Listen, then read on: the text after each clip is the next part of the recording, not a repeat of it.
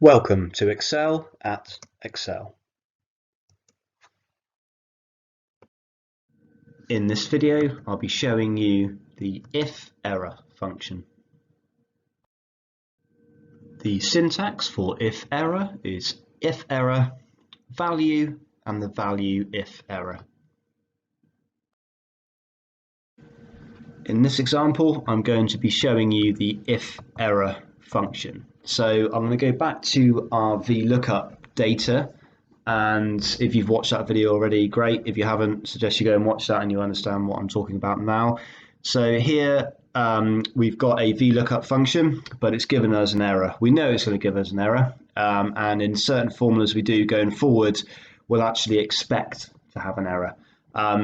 The problem with an error, if you're doing reporting, etc., it just looks a bit untidy, and you know it's going to be there, and you just don't want it there, basically. So we know it's an error because there's nothing typed into this cell here.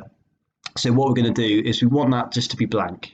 We don't want to have the NA or the value or whatever the error may be. So with an if error, you need to go just after the equals sign on any formula and type in if error.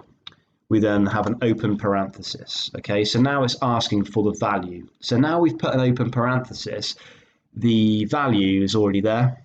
So the value is actually the formula itself. So if the formula itself gives us an error, we want to give it a value if it's an error. So with that in mind, we just simply go to the end of the, after the last parenthesis and just type in a comma. So you can see there now it's gone to value if error. So the actual value is the formula itself.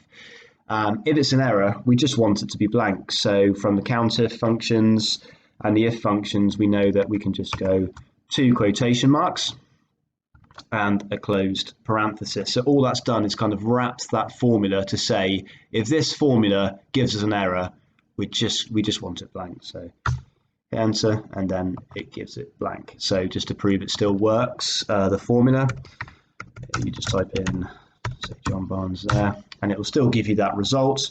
However, when it's blank, it's just blank. So it's just a way of tidying up your data. So it's one way to use if error.